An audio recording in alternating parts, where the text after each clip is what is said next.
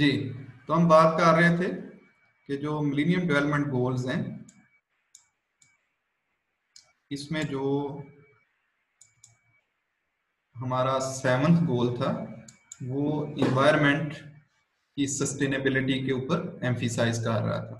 ठीक है, और इसमें हमने देखा है कि टोटल 4 टारगेट्स जो है वो फिट किए गए और उन टारगेट्स को अचीव करना जो है वो फोकस किया गया उनको अचीवमेंट के लिए, ताकि नेचुरल सोर्स बेस और इकोसिस्टम जो है उसको प्रिजर्व किया जा सके। ठीक है, तो इसमें नंबर 1 जो था ये डिफॉरेस्टेशन को रोकना।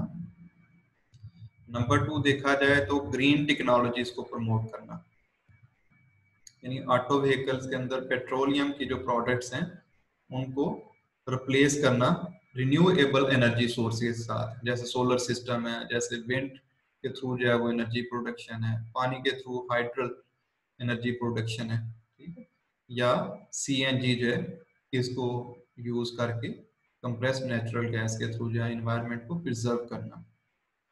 तो ये हमें इनिशिएटिव जो है वो नजर आते हैं। तो नंबर 1 ये देखा गया कि तकरीबन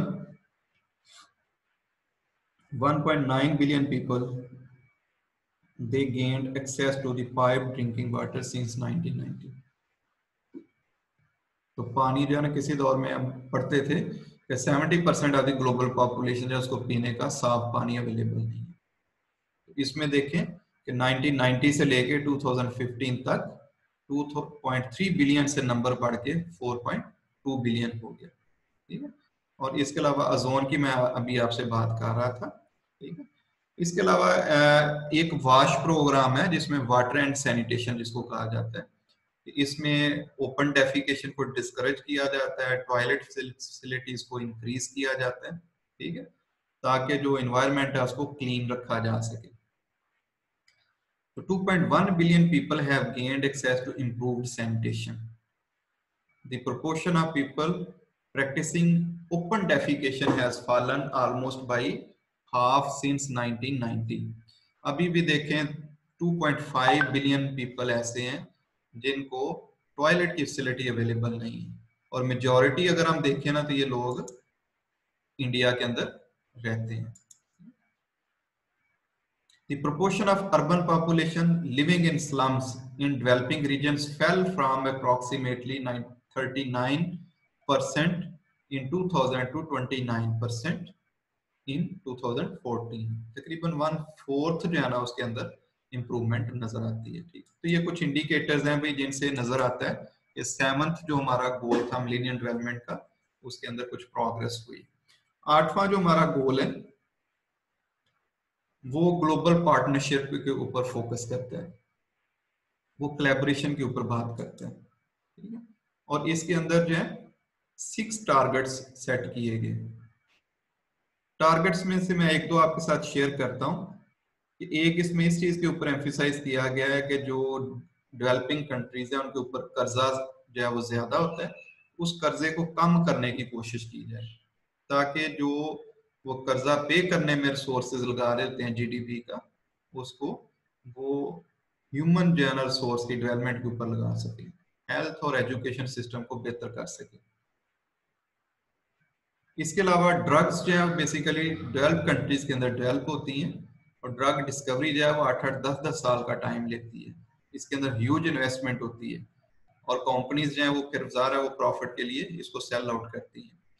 तो एक इस चीज के ऊपर भी एम्फिसाइज किया गया कि डेवलप कंट्रीज में जब 10-12 साल एक मेडिसिन जो है वो अपना टाइम पूरा कर ले, तो डेवलपिंग कंट्रीज के अंदर जो कंपनीज है ना, जिनको हम जेनेरिक कंपनीज कहते हैं, लोकल कंपनीज कहते हैं, उनको ये इख्तियार दे दिया जाए कि उसको बगैर लाइसेंस के वो रेप्लिकेट कर सके। तो इससे क्या होगा कि जो डेवलपिंग कंट्रीज हैं उनको सस्ती जो मेडिसिन है वो अवेलेबल होगी।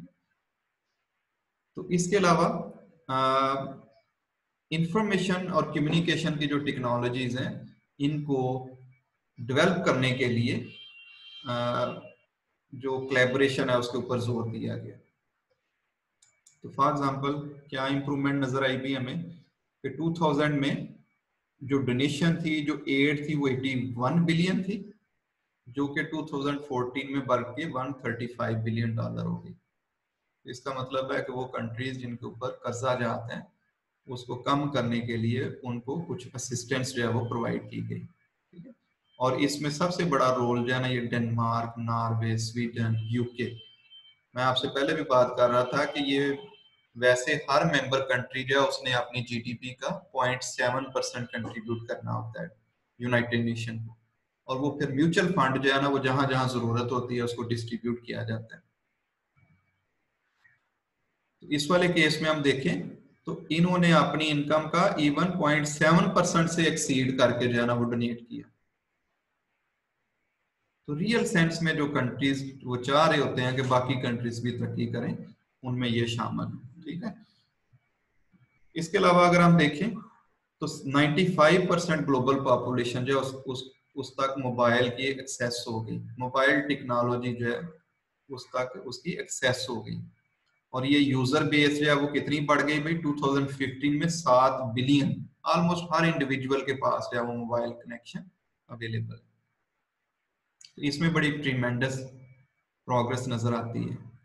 इसके अलावा जो इंटरनेट की कनेक्टिविटी है वो 6% थी 2000 में, और ये देखें तकरीबन 7 टाइम्स इसके अंदर इंप्रूवमेंट नजर आ गई 2015 में।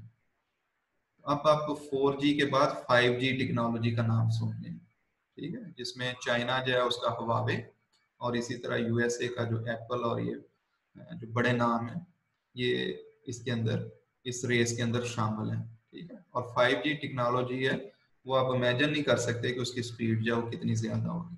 तो ये सारी फैसिलिटीज हैं। मैं जब अपने यूनिवर्सिटी लेवल पे आया था एजुकेशन के लिए, तो हम जो है वो इंटरनेट वो यूज करते थे जो टेलीफोन के थ्रू, पीटीसीएल के थ्रू कनेक्टिविटी होती थी, कार्ड यूज करते थे, बार बार डिसकनेक्टिविटी होती थी। लेकिन ये 15 साल के अंदर जो है ना वो इतना ज्यादा इनकलाब आ गया, ठीक है। आपके पास यूएसबी डिवाइस बड़ी स्मार्ट से स्मार्ट आ गई है, जितना मर्जी आप डाटा उनके अंदर कैरी कर लें, ठीक है। और इसके अलावा जो नेट की स्पीड है वो आप देख सकते हैं, और इसी की वजह से ये पॉसिबल है कि हम लोग ये जो ऑनलाइन लेक्चर जो है इनको डिलीवर कर रहे हैं।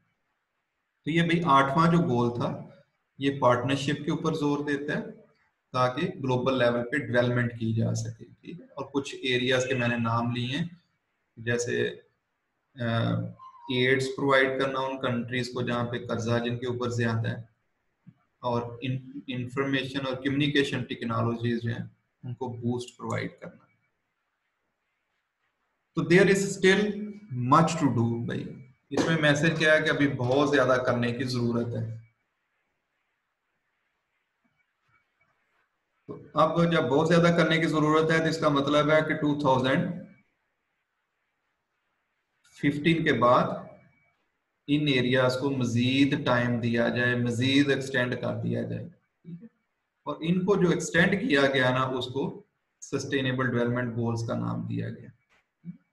तो जो सस्टेनेबल डेवलपमेंट गोल्स हैं ये 17 इन नंबर हैं, ठीक है। तो इनको हम नेक्स्ट टाइम जो है वो एड्रेस करेंगे। तो लास्ट पे जो है ना भाई एक वीडियो है, उसका मैं कुछ पार्ट आपके साथ शेयर कर देता हूँ, बाकी मैं उसका लिंक आपको सेंड कर देता हूँ, वहां से आप इसको देख के। तो इसमें बेसिकली ये जो 8 मिलीनियम डेवलपमेंट गोल्स हैं इनको मेमोराइज करने का जो है वो तरीका आप लोगों के साथ शेयर करने जा रहा हूँ। किसी इंडिविजुअल ने बड़ी अच्छी एफर्ट की हुई है, तो इसको काइंडली आप देखें और इस तरीके से इसको याद करने की कोशिश करें। Hello everyone. Today we'll be discussing an important topic, that is Millennium Developmental Goals, MDGs, also known as MDGs. These MDGs were the goals, targets and indicators which were set up in 2000, in September 2000. That is from 6th September to 8th September. Meeting took place in United Nations headquarters at New York. This meeting was basically a meeting in which approximately 189 countries participated. That is, representatives from different states of these countries, they gathered together for the meeting, This gathering is known as Millennium Summit.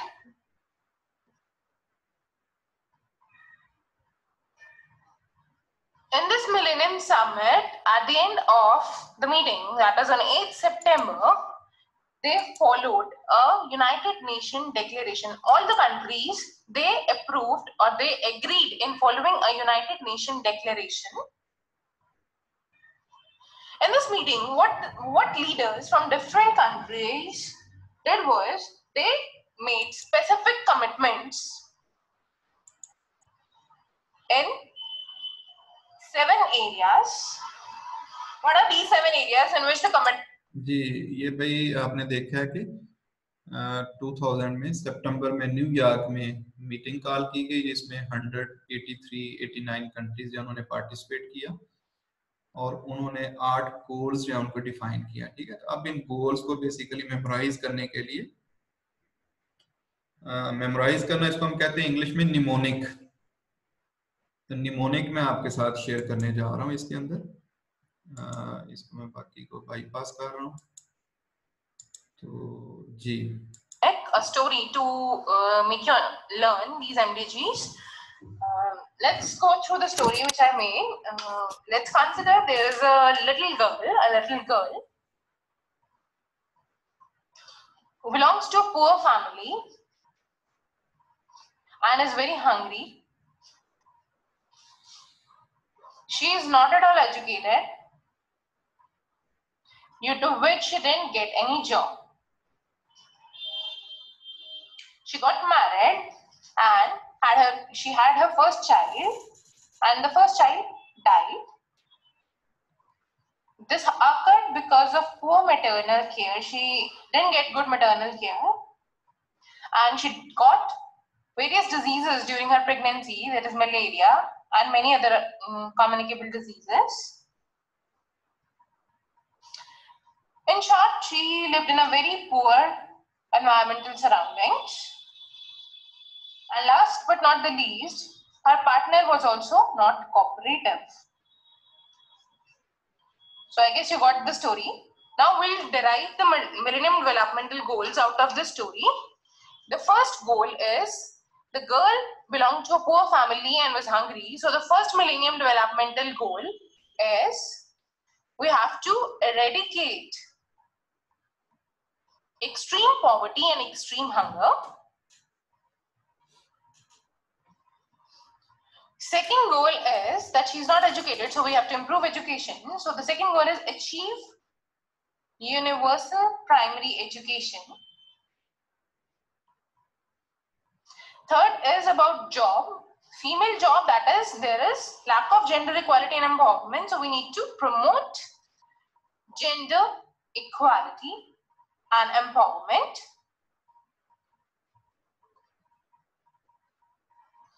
Fourth goal is related to child. So the fourth goal is to decrease child mortality.